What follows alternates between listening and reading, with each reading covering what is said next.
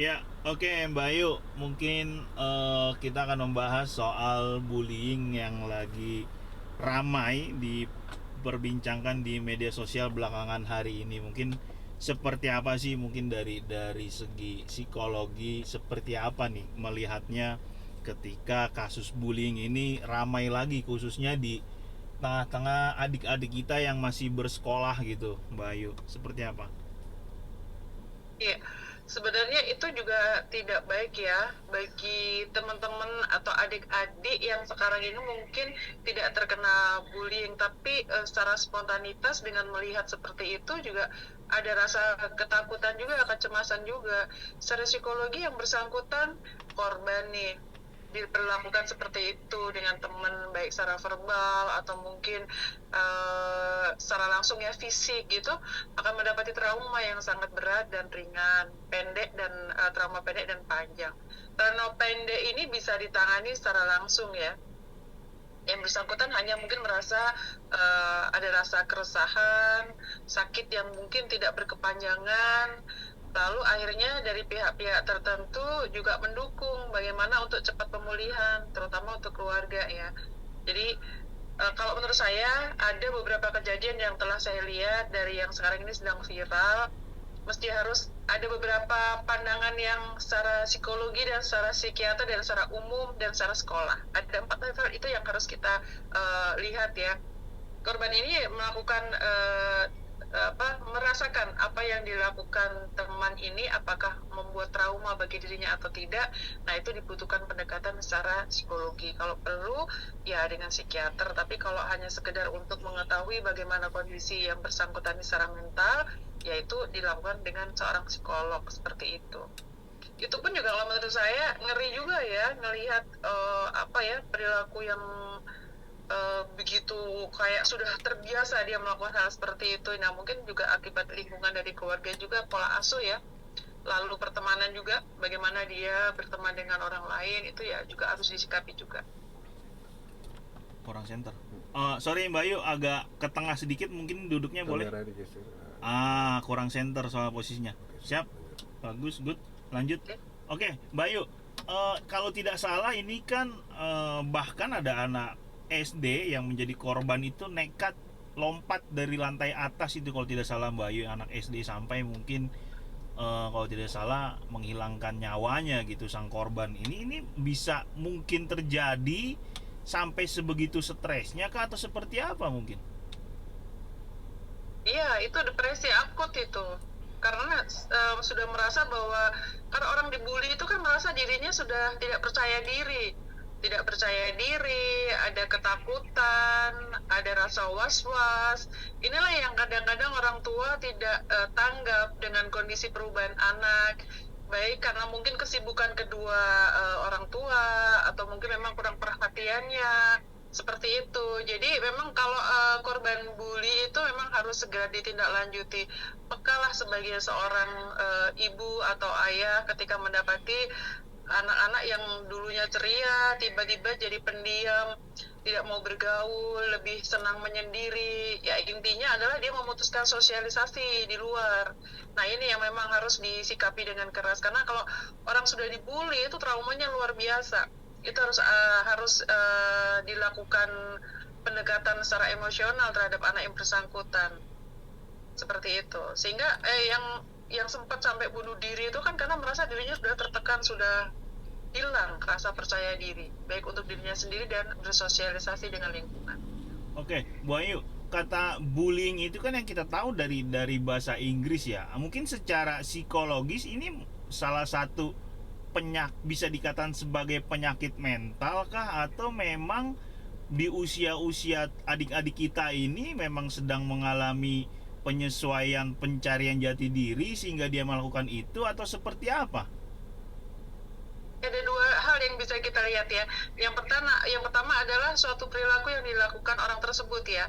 Yang membuli ini apakah dia di usia tertentu, dia dituakan di suatu lokasi, dia diagungkan oleh teman-temannya, dia berarogansi, mempunyai sikap yang memang bagaimana dia bisa diakui di lingkungan tersebut dengan cara paksa.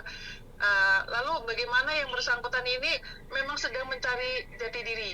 Jadi usia-usia seperti itu pengen diakuin, pengen diberi rasa kepercayaan diri, pengen diakui rasa tanggung jawabnya, pengen diakui bahwa apa yang terjadi saat ini adalah nih gua gitu loh. Tapi dengan proses seperti itu, kadang-kadang orang tua juga mohon maaf, bapak ibu guru dan teman-teman yang ada di sekitar lingkungannya tidak mendukung secara spontan. Jadi sama-sama mengikuti. Kadang-kadang mohon maaf, orang yang sedang membuli itu malah di video, orang yang sedang membuli, sedang memukul, sedang secara verbal itu dilihat gitu. Tidak ada antisipasi dari kedua belah pihak, yang menonton dan ditonton. Yang ditonton merasa bahwa gua ini luar biasa gitu. Karena ketika emosi itu timbul itu luar biasa. Tenaga yang timbul itu secara mendadak dia mempunyai kekuatan yang signifikan. Berarti alasan para pelaku ini bisa dikatakan untuk mencari jati diri seperti itu, Mbak, atau gimana? Tidak juga. Bisa jadi pola asuh. Yang tadi saya sampaikan, pola asuh di dalam lingkungan keluarga itu juga menentukan anak itu berbuat sesuatu hal di luar nalar. Satu. Yang kedua adalah pergaulan. Pergaulan dia ini yang menentukan juga. Di rumah sudah pola asuhnya baik, tapi di luar dia bertemu dengan teman-teman yang tidak mendukung dengan pola asuh kedua orang tuanya. Dan yang ketiga adalah tidak mempunyai rasa percaya diri. Kalau orang mempunyai rasa percaya diri, pastinya dia merasa bahwa apa yang saya lakukan saat ini adalah sudah benar dan tepat menurut koridor agama dan pola asuh dari kedua orang tua. Nah, Seperti itu. bisa secara spesifik nggak sih kalau ketika ditanya tadi orang tuanya mendukung atau lingkungannya tidak mendukung dengan pola asuh? Contohnya yang simple seperti apa, Mbak, misalnya? Contoh, saat di rumah orang tua menerapkan jam-jam disiplin, jam-jam di mana anak ini harus mengikuti aturan yang ada di dalam keluarganya. Tetapi karena merasa tertekan di rumah, tidak sesuai dengan apa yang diinginkan, orang tua tidak memberikan keleluasaan waktu, terkekang adanya, orang tua tidak memberikan kebebasan, bukan liar ya, tapi kebebasan untuk berekspresi buat dirinya. Ketika anak sudah mulai menjawab apa yang menjadi keinginan orang tua, dianggap anak ini membantah, sedangkan anak merasa bahwa apa yang saya sampaikan kenapa selalu orang tua pun merasa seperti itu. Ada juga di dalam lingkungan keluarga yang memang sudah pola asuhnya sudah benar, tapi di luar sekali lagi keinginan anak ini kan sedang bergejolak, sedang mencari jati diri, bahwa saat-saat usia seperti itu adalah pendampingan yang paling penting. Nah, Mbak, ada nggak sih ciri-ciri para korban yang menerima perlakuan bullying secara signifikan, mungkin bisa terlihat? Apa ciri-cirinya? Pendiam. Yang pertama, tidak mempunyai rasa percaya diri. Dia menarik dari dunia sosialita sosial di luar ya, menarik pertemanan dengan teman-teman. Dia lebih senang menyendiri, tidak mau mengungkapkan apa yang menjadi keinginan dia, perubahan pola makan, perubahan pola tidur, cara berbicara lebih banyak diam, lebih suka menjadi seorang pendengar. Itu adalah beberapa ciri yang khas dimiliki teman-teman yang adik-adik yang sering dibully seperti itu.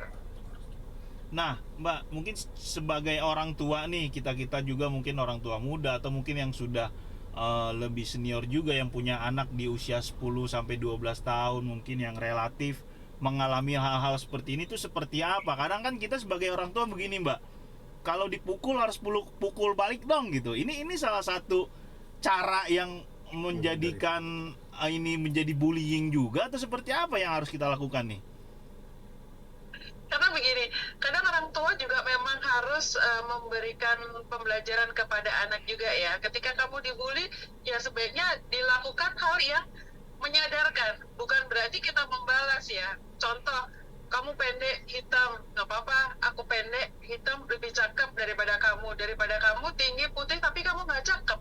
Nah, hal yang seperti ini yang harus mempunyai pola bahasa yang tepat untuk anak. Kadang-kadang kalau anak dibalas dong, lu 1 kali balas 10 kali, itu nggak baik. Karena begini, mohon maaf, anak-anak usia seperti itu kan harapannya juga ini menjadi pembelajaran bersama ya. Ketika seseorang anak melakukan suatu tindakan bully itu, akan berakibat secara verbal atau secara fisik atau secara seksual. Nah, kalau terjadi secara fisik atau seksual, ini yang berat. Pada di usia-usia seperti itu, butuh bimbingan. Nah, kalau menurut saya secara pribadi, di versi itu lebih cocok ya untuk teman-teman atau adik-adik yang di sana yang masih kecil. Ini adalah peraturan hukum yang formal menjadi tidak formal. Ini juga tergantung kedua belah pihak, bagaimana keluarga korban dan yang melakukan suatu tindakan bully ini ada suatu kesepakatan bersama. Jadi ini bisa dijalankan hukum di versi ini. Tapi menurut saya juga bagaimana perbuatan itu bisa membuat jerak untuk adik-adik yang ada di luar yang sudah mempunyai perencanaan atau sudah mempunyai kebiasaan membuli teman. Kadang-kadang mohon maaf, secara bully verbal, kata-kata yang tidak tepat untuk mereka kadang-kadang membuat kecewa diri orang lain gitu, itu adalah perbuatan yang mungkin dianggap biasa gitu, tapi karena memang sudah terbiasa melakukannya, dia suatu mindset, suatu kebiasaan yang dilakukan, dia tidak sadar juga gitu. Jadi memang harus peka juga, yang dibully juga diselamatkan, yang membuli juga diselamatkan sama-sama. Karena kalau di hukum pidana seperti itu melalui perundangan anak-anak ya, di lapas pun juga akan ditempatkan di tempat anak-anak. Kalau mental anak itu kuat akan menjadi baik. Tapi kalau tidak baik, mental anak tersebut itu akan menjadi lebih tidak baik lagi. Jadi ada dilema yang harus memang diputuskan dalam hal ini. Tapi bagaimana kejadian-kejadian membuli teman itu adalah perbuatan yang sangat tidak baik, menghancurkan mental seseorang, membuat seseorang tidak percaya diri, apapun yang dilakukan pasti akan menjadi suatu pemikiran negatif bagi adik-adik yang dibully. Harapannya hentikan perbuatan itu, karena perbuatan itu dianggap hal biasa bagi orang yang membuli, tapi yang dibully itu adalah pembunuhan karakter. Nah, Mbak, mungkin secara simpel ketika kita sebagai orang tua, tadi kan Mbak Gila mengatakan kalau dipukul, pukul balik. Jadi harus seperti apa nih perkataan yang mungkin halus, atau mungkin kalau kamu dipukul, kamu jangan bales atau laporin ke guru aja gitu. Bagaimana kita secara orang tua memberi nasihatnya, yang korban, sebagai korban gitu? Iya, kita mengetahui karakter anak-anak kita. Anak-anak kita 1, 2, 3 dengan berbagai macam karakter. Nah, penyampaian bahasa ini yang paling tepat. Contoh yang seperti saya tadi katakan, kalau kamu dipukul 1 kali, jangan orang tua langsung kamu harus pukul 10 kali. Tapi ketika anak itu sudah diketahui sudah pernah dibully dan itu mungkin secara verbal bukan secara fisik, nah ini yang harus dipertimbangkan orang tua juga. Kalau secara verbal, lakukan secara verbal, balas dengan verbal. Tapi secara fisik, sebaiknya kamu juga bisa harus menjaga diri, mengamankan diri sendiri dengan cara seperti itu tadi. Dekati orang-orang yang banyak keramaian. Jangan berada di tempat-tempat yang sepi yang bisa memungkinkan teman yang membuli itu secara sekilas, secara cepat membuli kamu secara fisik. Itu yang paling tepat. Lakukan sesegera mungkin laporkan kepada BK di sekolah agar bisa segera diatasi. Karena kalau diam saja, pastinya akan terjadi bully yang terus-menerus. Seperti itu, Mas. Nah, Mbak, ini kan bullying ini kan dialami tidak pandang bulu ya, bahkan orang biasa, bahkan teman-teman artis kita juga anaknya, bahkan artis itu juga kena bullying gitu. Apakah ini beriringan dengan maraknya media sosial yang sekarang dikit-dikit viral itu pengaruh juga nggak sih, Mbak, atau gimana? Pengaruh ya. Sebenarnya begini, Mas. Seseorang yang melakukan suatu tindakan yang tidak normal, yang dianggap normal itu juga perlu harus dilihat secara psikologi juga ya. Apakah seseorang ini mempunyai kelainan atau tidak? Nah, ini yang perlu harus kita sikapi. Ketika memang media sosial juga secara terbuka dan kita sendiri juga apapun bisa dilihat oleh orang lain, ketika itu mendapat bulian, kita juga harus mawas diri, kita harus terima. Yang ketiga adalah ketika kita memang sudah tidak merasa nyaman atas apa yang dilakukan orang lain, ya selesaikan secara hukum. Tambah, Cuk. Ada. Terakhir mungkin, Mbak, apa nih pesannya mungkin yang ingin disampaikan kepada penonton dari Mbak Ayu dengan pembahasan kita soal bullying yang lagi ramai beberapa hari ini. Apa Mbak pesannya Mbak? Ya, ya. Perilaku yang membuat orang lain tidak nyaman, perilaku kita yang membuat orang lain merasa kecewa, marah, benci, bahkan dendam pada diri sendiri, itu sebaiknya ditinggalkan. Karena apa? Karena itu mengganggu psikologi dari seseorang. Ketika secara verbal kita lakukan, pasti secara fisik akan kita lakukan. Dan ini akan berurutan bagi adik-adik yang sekarang, atau mungkin teman-teman artis yang ada di sana, atau mungkin bahkan teman-teman yang sudah bekerja, sudah mandiri, atau mungkin di dalam keluarga terjadi seperti itu. Ketika melihat, mendengar, lakukan segera mungkin cek secara fisik yang bersangkutan. Agar apa? Agar kita segera mampu menangani yang bersangkutan korban, baik sekali lagi secara verbal dan secara fisik ataupun secara seksual. Karena apa? Lebih penanganan secara dini itu lebih cepat penyembuhannya daripada berlarut-larut. Jadi tinggalkan hal yang membuat diri kita puas, tapi apa yang kita lakukan itu sebenarnya merugikan orang lain.